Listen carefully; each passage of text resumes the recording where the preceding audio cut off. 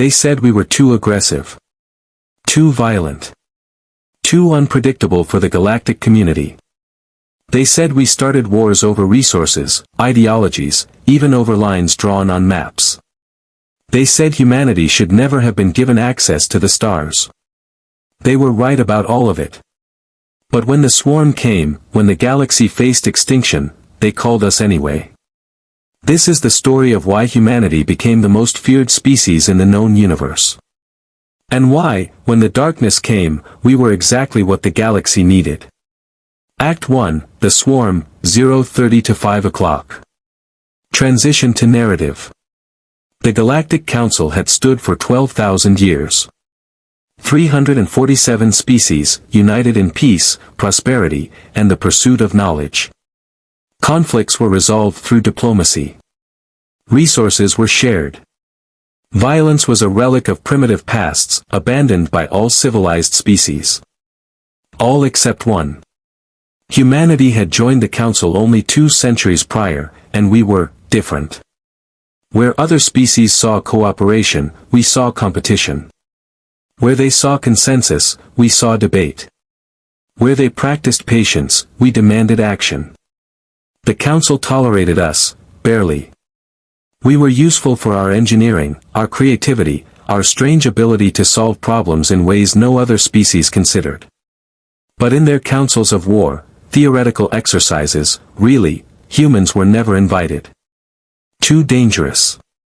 Too unstable. Then the swarm arrived.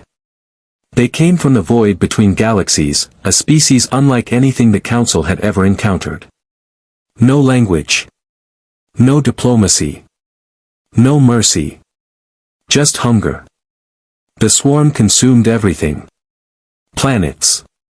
Stars. Entire civilizations devoured and converted into more of themselves.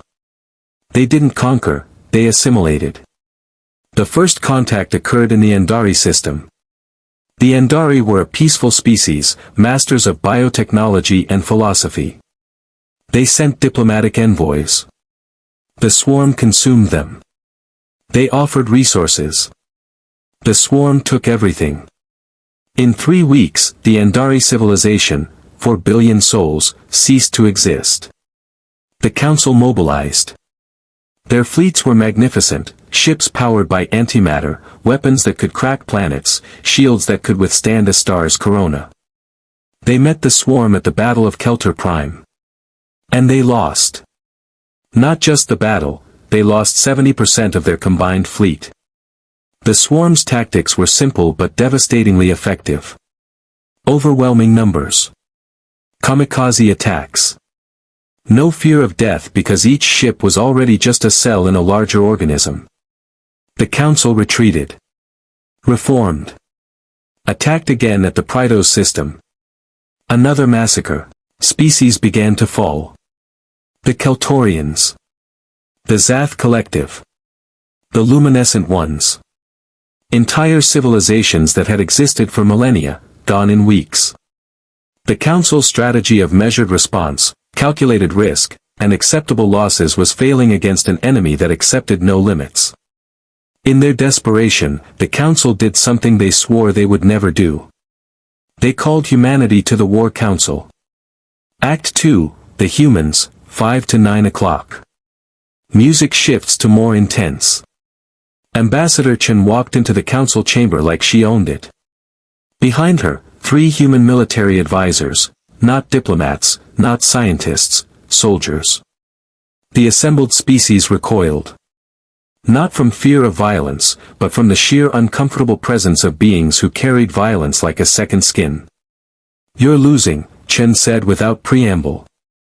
No greeting. No diplomatic niceties. The assembled council members bristled, but she continued. "You're losing because you're fighting this like a civilized war. The swarm isn't civilized." High Counselor Vexenar, a crystalline being of pure logic, responded, "We have analyzed all tactical approaches. The swarm's numbers are overwhelming. Their reproduction rate exceeds our industrial capacity. Mathematically, the galaxy will fall within 18 standard months. Then change the math, Chen replied. Impossible. The variables are. You're thinking like prey, one of the military advisors interrupted, General Martinez. You're calculating acceptable losses and strategic retreats. The swarm doesn't retreat. So neither can you. Another counselor, a gaseous entity named Whisper of Clouds, spoke. What do you propose? Your species has been in exactly 3 conflicts since joining the council. You have no experience with 3 conflicts in 200 years, Chen cut in. Do you know how many major conflicts humanity had in the 200 years before joining the council? 73. We've been fighting wars since we learned to sharpen sticks. We're good at it. The silence was uncomfortable. You don't like what we are, Martinez continued. You've spent 2 centuries trying to civilize us, to make us more like you. Here's the thing, you can't civilize your way out of extinction. Sometimes you need barbarians. Vexenar's crystalline form dimmed, a sign of distress. What you're suggesting, the cost in lives, will be high, Chen agreed. But it's better than 0 lives, which is what you'll have in 18 months. What do you need? Whisper of Clouds asked quietly. Chen looked at Martinez. The general pulled up a holographic display. Full military authorization. Access to your industrial capacity. And one thing you're really not going to like, you need to let us do this our way. What way is that? Vexenar asked. Martinez smiled, and there was nothing comforting in it. Total War. Act 3, The Defense, 9 to 13:30. Battle music intensifies. The council gave humanity what they asked for. They had no choice. The alternative was extinction. What happened next shocked the galaxy. Humans didn't just fight the swarm, we studied them. While council species mourned their losses, human scientists dissected swarm corpses. We learned they communicated through quantum entanglement. We learned their ships were biological, grown rather than built. We learned they had a hierarchy, queens that coordinated the swarms. And we learned how to kill them. The first human fleet launched from Earth with a battle plan that horrified the council observers. You're going to ram your ships into them? Vexenar asked, incredulous.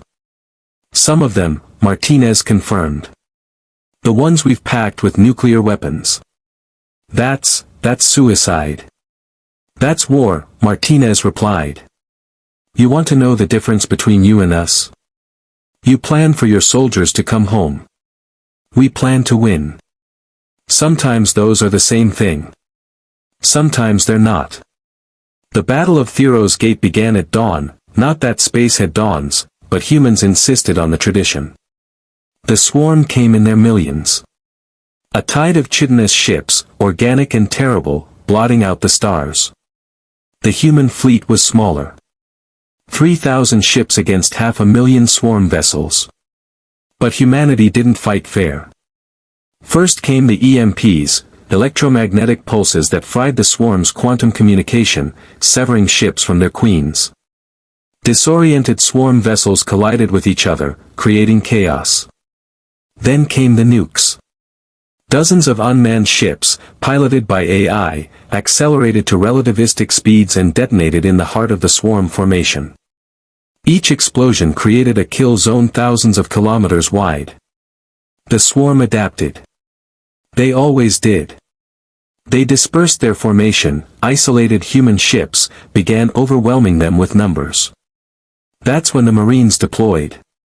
Boarding action, Admiral Zhao announced calmly. All teams, green light. Council observers watched in horror as human soldiers in powered armor literally boarded swarm vessels in the middle of a space battle. They cut through hulls, fought the swarm in their own corridors, and planted explosives in the organic nerve centers. This is insanity. Whisper of Clouds protested. They'll all die. Probably, Chen agreed, watching the feeds. But they'll take a lot of the enemy with them. One team, led by Sergeant Maria Kowalski, fought their way to what they identified as a queen chamber. The feed showed desperate close-quarters combat, soldiers firing, reloading, fighting with knives when ammunition ran out, using their armored fists when weapons broke. Kowalski's voice came through, calm despite the carnage. Queen Chamber confirmed. Demolition charges set. Recommend fleet fallback to minimum safe distance. Sergeant, extraction time is 4 minutes. The charges are set for 2. A pause. Then, understood, Admiral. It's been an honor. Sergeant. Sir, respectfully, we didn't come here to go home. We came here to win. Kowalski out. The explosion vaporized the swarm flagship and 800 surrounding vessels. It also killed Sergeant Kowalski and her entire team, 43 soldiers who knew they weren't coming back. The swarm reeled. Without Queen coordination, their tactics became erratic. The human fleet pressed the advantage, using every dirty trick in our species' long history of warfare. Ramming attacks. False retreats. Feigned damage. Psychological warfare against an enemy that supposedly had no psychology. We won. Not without cost. The first human fleet was reduced to 800 functional ships. 30,000 humans died that day. But the swarm was broken at Thero's gate. For the first time, they retreated.